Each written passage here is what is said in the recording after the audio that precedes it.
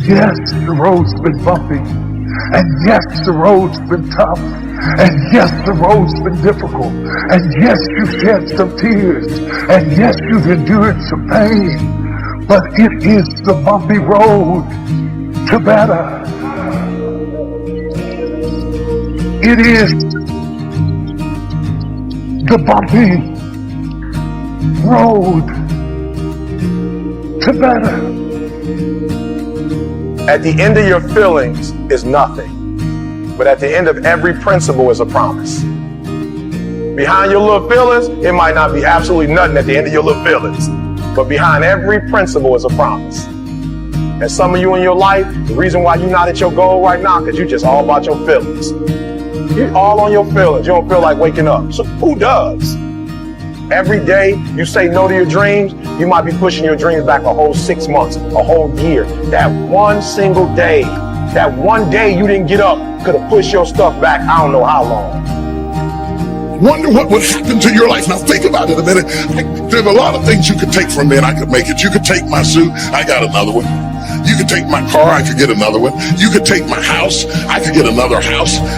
But when you take my time, you have taken something from me that is totally irreplaceable. We take all kind of classes for money management.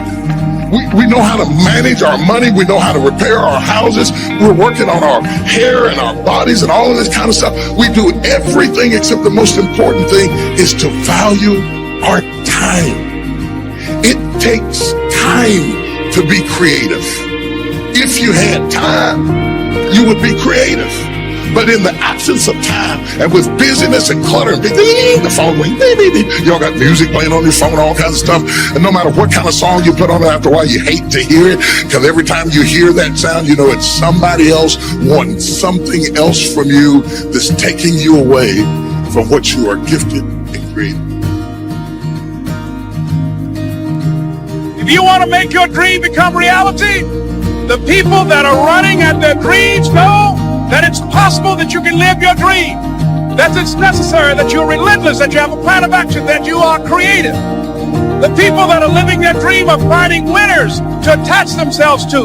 The people that are living their dreams are the people that know that if it's going to happen, it's up to them. And they're resolving within themselves, it's not over until I win. The people that are running after their dream know they're going to have hard times. They keep on running because they're saying within themselves, I'm the one, no matter how bad it is or how bad it gets, I'm going to make it. The people that are running after their dreams are the people that are hungry. Hunger is the ultimate driver. Because if you're hungry, you can get the strategy, you can get the answer. If you can't model it, you can find it. Motivation gets you going. Discipline, commitment, strong habits is what gets things done. Commit once. You don't need to commit more than once. You commit once to the thing that you're going to do, and then you do it every single day. That everyday method is one of the most powerful methods for reconstructing your entire life.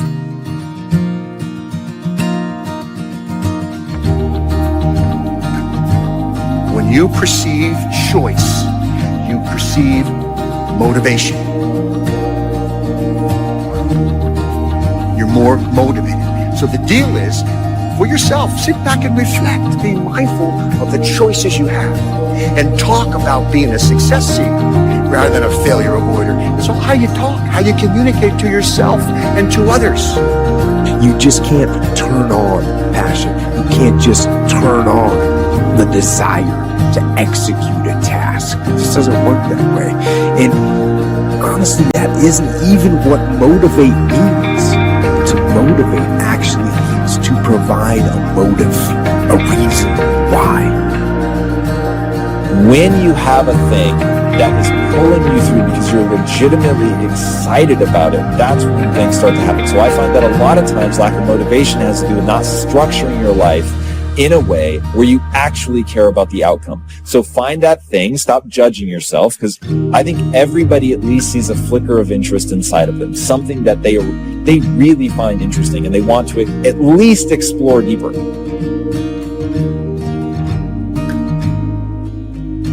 Always go to something bigger than yourself.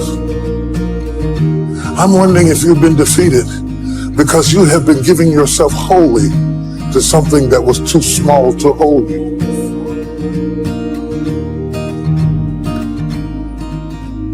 Have you thrust yourself into a glass of water? Yes, sir. Have you leaped off the diving board into a cereal bowl person? Are you not guilty of immersing yourself into things that were too small to hold your vision? My problem is so many times you've thrown big ideas at small people.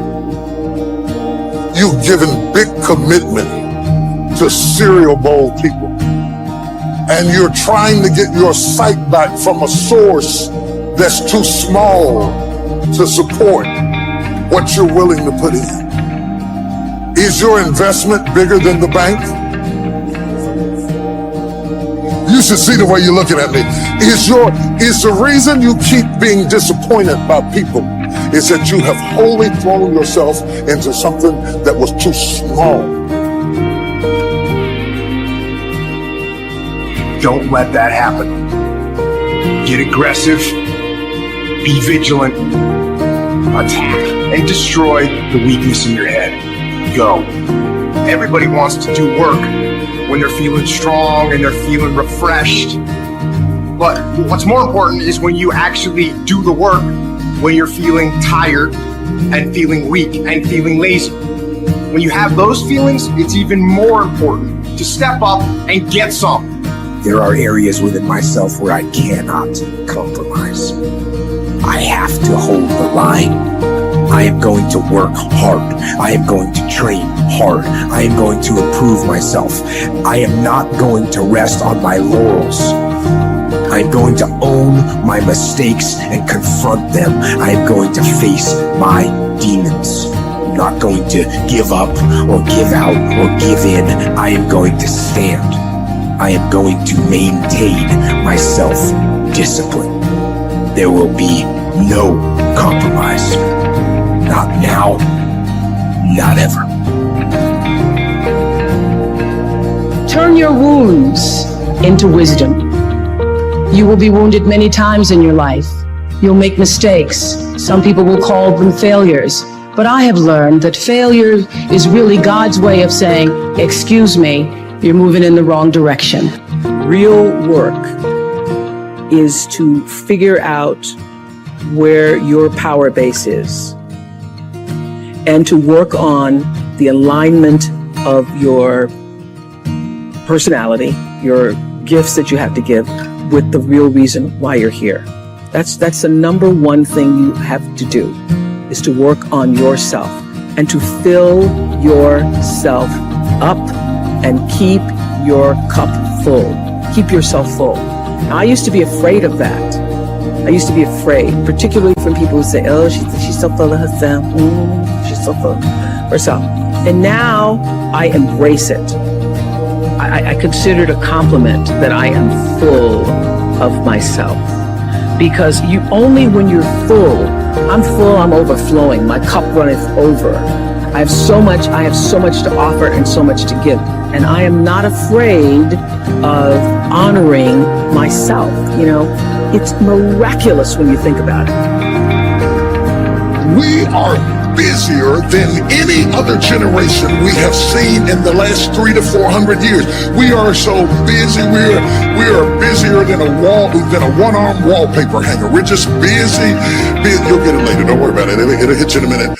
We are just as busy as we can be, and we think because we're busy, we're effective. But I want you to challenge your schedule for a minute and ask yourself, are you really being effective? Or is your life cluttered with all kinds of stuff that demands you and drains you and taxes you and stops you from being your highest and best self? And are you substituting busyness and all the chaos that goes along with busyness from being effective?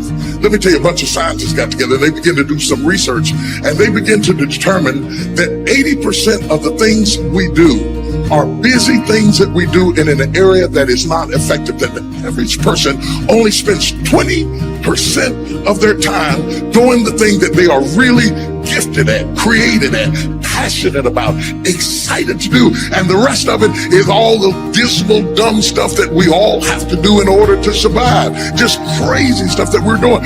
Wonder what would happen if we would go from doing 80% of things that are busy but not effective and 20% of the things that are really effective if we would switch those numbers around and only give 20% of our time to the things that we have to do and 80% of our time to the thing that we were created to do.